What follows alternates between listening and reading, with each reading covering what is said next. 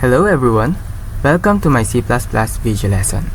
In this video, I will discuss three important C++ topics: variables, operators, and if-else statements. For each topic, I will explain the concept, show a C++ code example, and demonstrate the output. So let's start with variables. Ang variables ay parang lalagyan ng data sa C++. Dito natin nilalagay ang value na gagamitin ng program, tulad ng numbers o words. Halimbawa, int age equal 18, semicolon. Ibig sabihin, may variable na pangalan ay age at ang laman nito ay 18. Pwede pang magbago ang value ng variable habang tumatakbo ang program. Ginagamit ang variables para hindi pa ulit-ulit mag-type ng value at para mas madaling ayusin ang program. The next one is operators. Ang operators ay mga simbolo na ginagamit para gumawa ng action sa values at variables. Halimbawa, ang mga ito ay pang computations or pang math problems. Ang equal ay ginagamit para mag-assign ng values sa variable. At ang iba pa ay pang compare kung mas malaki, mas maliit, equal o hindi equal. Ang mga ito naman ay logical operators na ginagamit kapag may dalawa o higit pang condition. Sa madaling salita, operators ang gumagawa ng computation at comparison sa program. At ang pangatlo ay if-else statements. Ito ay ginagamit kapag kailangan magdesisyon ang program. Kung true ang condition, gagawin ang code sa loob ng if. Kapag false, papunta naman sa else. Halimbawa, kung ang grade ay 75 pataas, ipapakita ng program ang passed. Kung mas mababa sa 75, ito naman ay failed. Parang real-life decision making lang. Kapag ganito ang sitwasyon, ito ang gagawin. Kung hindi, iba naman. So, here's the example of the codings.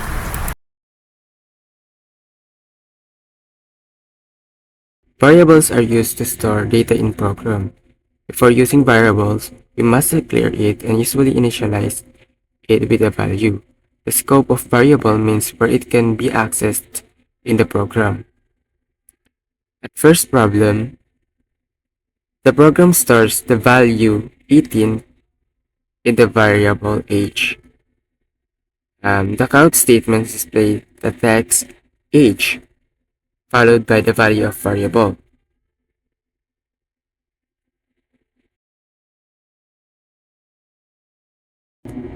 The second topic is operators: arithmetic, assignment, relational, logical. Arithmetic operators are used to perform basic math operation in C++, where the plus signs add values, the minus sign subtract values, the asterisk multiplies values, the slash divides values, and the modulus gives the remainder after division. The assignment operators is used to store a value inside a variable. Relational operators such as greater than, less than, equal to, and not equal to are used to compare two values and return a true or false result. Logical operators include logical A and D, which returns true if both conditions are true. Logical OR, which returns true if at least one condition is true. Logical NOT, which reverses the result of a condition. In this program, A and B adds the two numbers. A greater than B returns 1, true because 10 is greater than 5. A greater than 0, B greater than 0 checks if both values are positive, which is true.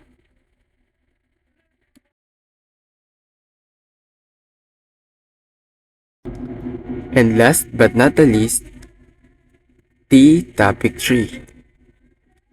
Simple selection if and if else. The if statements allow the program to make decisions.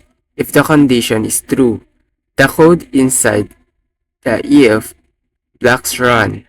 If false, the else block runs.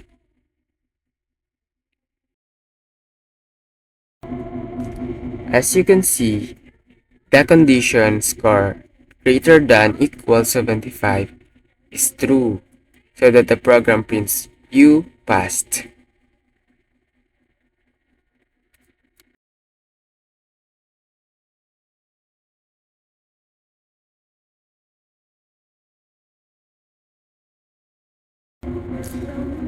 To summarize, I discussed variables, operators, and if-else statement in C++.